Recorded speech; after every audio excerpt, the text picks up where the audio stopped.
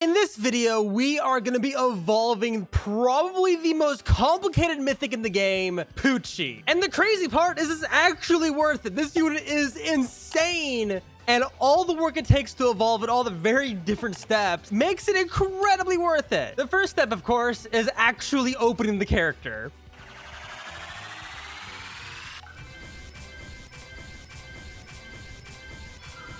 Hey, there we go. 410! That's pity! Come on, dude! Oh, come on. Okay, well, we finally got it. And now they'll get that out of the way because that is just a pain. I ended up spending so many gems on the last summon. Something I want to do real quick before we go ahead and do all the steps to evolve it is I want to roll for some traits. I have a couple rerolls here. Let's see what we get. Nimble 1. Sniper, which could be good. It doesn't increase damage, though. Oh my gosh, I don't think I was recording it. Oh, no. Oh, my OBS crashed. I'm so mad. Okay. I just rolled traits after Sniper because I was just seeing if Sniper was good or not. And my OBS crashed, I guess. I rolled Divine just now on this unit. Oh my gosh. I've never picked up a Divine before. That is amazing. Okay. Now that we had this absolutely insane unit, my first ever Divine unit, our first unit's better than a Godspeed, let's go ahead and actually start evolving it. And there are two different evolutions for it. There's the first stage and then the second stage. That's what I'm going to call it because it's easier to just say stage instead of the actual name. But for the first step to evolve this character after getting the unit is you have to go into an infinite and you have to keep going. I can't go in the room. Let me in.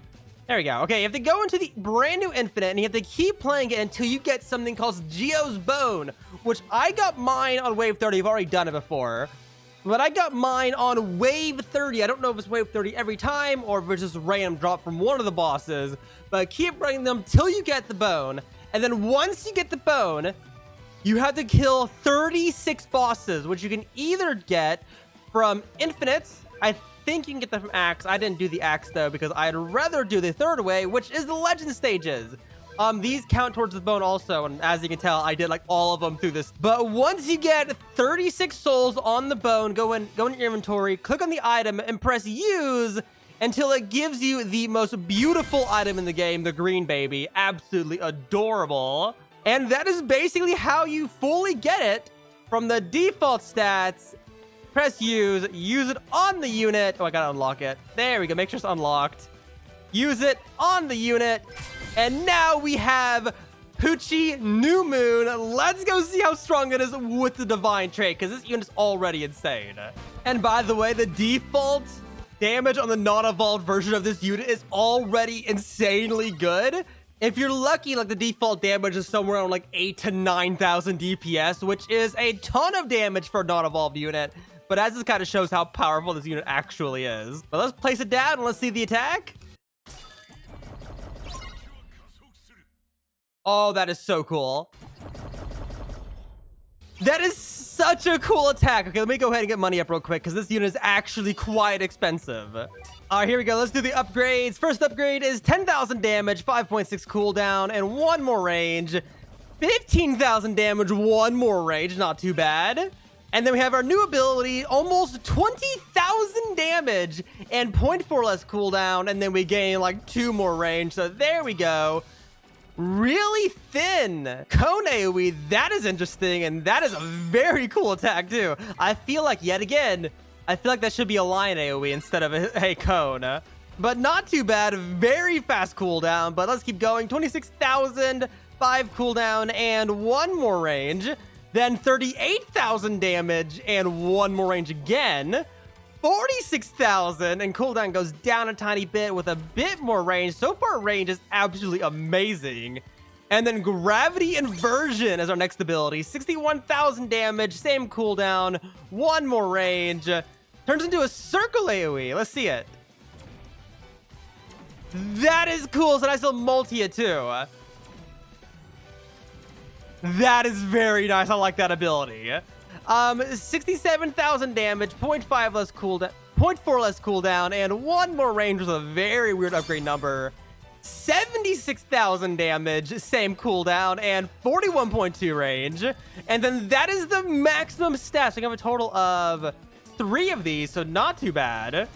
And this unit has 17.8 thousand DPS. Oh my gosh, that is amazing. It's because of the super low cooldown too. This is actually one of the best units I have right now. That is amazing. What's the total DPS? 53,000 total DPS. That is pretty good. That is better than my Asta. And yet again, this isn't even the maxed out evolution yet. There is still one more level that we have not evolved it to. But now it is time for the next stage of the challenge, and this is not going to be fun. There are two different things that you need to do to evolve Puchi from New Moon up to its max level, which is Heaven.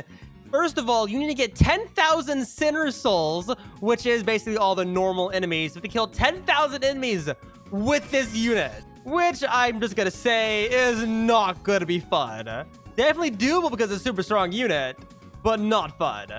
That, and you're also going to need an item, which you could only get by completing the final disc round with Puchi in your team. And you can get these discs by collecting 6 final disc fragments, and you get 1 for every single one of the new legend stages you complete. And once you get 6 of them, you can go ahead and use them, and it crafts into a portal, which you have 3 chances to complete. So I'm gonna go find a random team that's running them. I'm gonna go ahead and try to do it. Also, just so you know, that's what this portal is. If you see the portal, they're doing the map to get Puchi's evolve item. This is so cool. It's basically a dungeon.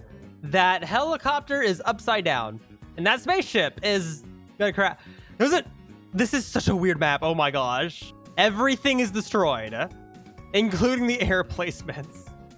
Hopefully this won't be too bad. I do know it continuously spawns in bosses, so yeah. Okay, wave 12 and a boss is spawning. And okay, that isn't too bad actually. Only 600k health. And there we go. Okay, that one's dead now. Another boss in wave 14, which has 1.3 million health, which isn't too bad considering the wave. And then another boss in wave 15. That's probably why they're so low health, is because they're just spamming them at you, which has 1.4 million. And we get another boss in wave 16 too. And this one has 1.8 million, but this one is also the one that spawns in reanimated corpses, which isn't too bad considering they have super low health because the boss is low health. And looks like we got another boss on wave 18, and it spawned in immediately. But it doesn't matter because it died immediately too. They literally send every single boss at you. We got another one too, and like 2 bosses on wave 18. It doesn't matter though, because this one also died immediately too. And we got a third. I spawned this boss in 3 times. That is weird. And here's the wave 19 boss, White Serpent. He has 2 million health. He has the most health out of all the bosses, but it's not enough to make it past. Pretty good group here. Of course, it helps that Puchi's is a really strong unit and everyone's using them too. But here we go, wave 20 of the round. Let's see what it gives us. D-Moon himself, he has 1 million shield health. Oh my gosh, he's a 7-star boss. So 1.6 million shield, and then once the shield is gone, it has another 3 million health. That isn't too bad, especially since you can have 6 people here, so this is not that bad of a boss. Would definitely be difficult to solo, but we're not soloing it, so that's fine. And there we go, boss is dead. It's all 20 waves, and let's see if it gives me the thing I need. It did it there, so we have to try it again. But on the bright side, the unit now has 300 of its kills. Okay. My lord, the kills are gonna take forever. And by the way, if you do other people's portals, it doesn't use up the lives. Hey, there we go. Okay, I got it from doing my own round. So I'm not sure if you have to win doing your own key instead of someone else's, or that's just a great coincidence that I managed to get on my round. But there we go. Now all we need is the 10,000 kills, which is arguably the hardest part of the unit. Considering it only works on new units, you can only do it on the new map, so I have to figure out how to do that. Yeah, I need so many kills. Oh my god, I finally did it. 10,000 kills! So now we can officially use the Heavenly Clock on Puchi. And now we have the fully maxed out version. Oh my gosh, it's gonna be amazing. He does lose a bit of his starting damage, but his overall stats are way better. So let's go around and see how strong unit is now that we have fully done. All I have to say though is that the range on this unit is absolutely amazing. Look at that. That's the default range. That is amazing. Okay, let's see it Such a glow unit now. It is so bright. And oh, that is cool. That is very instant. A pretty small AoE circle too, so this is probably a pretty bad starting unit now that we have it fully evolved. Probably need another unit alongside that has a way bigger circle AoE so it hits some more units. But my lord, that's already amazing. Okay, let me get money up so we can max it out because this unit is even more expensive than the last version. All right, there we go. Let's go and start upgrading it. First upgrade takes our damage up to 4.9k, not too bad. Same cooldown and one more range. Then 7,000 damage, same cooldown and one more range. Then infinite speed. Somehow the cooldown gets even lower. 9,000 damage and 2 range. There we go. Way bigger AoE. And whoa, that was way better. Oh, that's good. Way bigger AoE though. That makes me happy. That is so cool. It's so fast too. Infinite speed really is a good name for that. Okay. 15,000 damage, same cooldown, and 1.3 more range. Then 21,000 damage, same cooldown, and 1 more range. Then Heaven's Fate. Damage goes up to 30,000, same cooldown, and about 1 more range. Just a weird number there. Let's see the attack too. Oh, that is awesome. This multi hit too. Really big AoE also. That is awesome. Very cool attack too. This unit is so cool. Okay, let's keep going. 36,000 damage. Cooldown yet again somehow gets lower. 3.4 seconds. And then 37.4 range. This is a huge range. Oh my gosh, that is amazing. 43,000 damage. Same cooldown and 1.2 more range. Then time acceleration. 49,000 damage, 3-second cooldown, and 41 range. It gives us an ability. Okay, we'll test that out in a second. Actually, wait, I think I know what that is.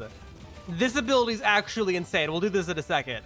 61,000 damage, 3-second cooldown, and then 45 range, and then that is max. Oh my gosh, that is amazing. What's the DPS on that? 20,000 DPS.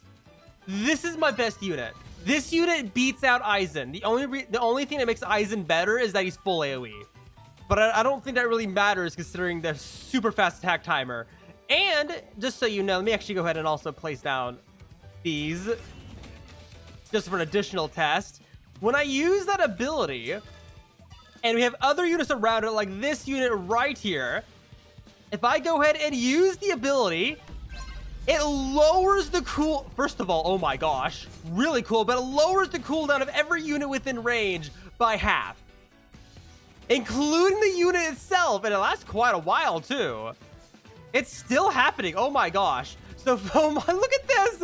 Look how long it's lasting. I'm gonna put the entire thing, the entire length.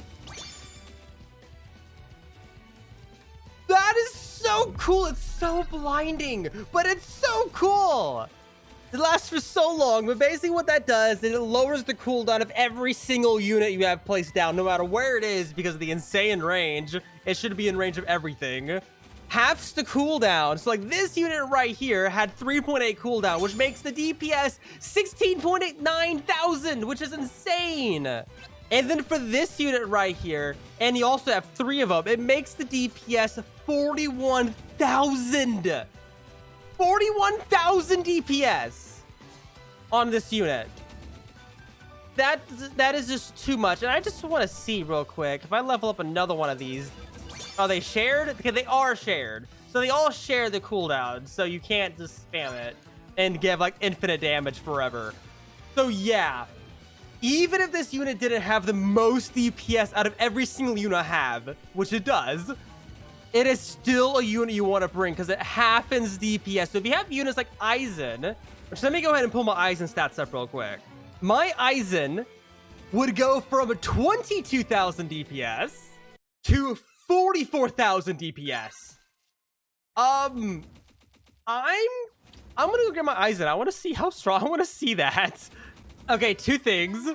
First of all, he's 2,000 less DPS than Aizen, but he's like way cheaper. So let's go ahead and see what is the DPS with time acceleration on my 2 best units. So on this unit right here, Puchi, DPS is 41,000, and on Aizen with a 5.8 cooldown, which is just insane, it's 44,000 DPS. Just with that one boost. That is amazing! Such a cool ability too, by the way. This is actually so cool. But honestly, all I have to say is that you need to get this unit. If you have the time, get this unit. It is so worth it. I see myself using this unit for a very long time. Probably even longer than Aizen, just because of the time acceleration. That is a boss killer. That's a leader. This is like a leaderboard unit, practically.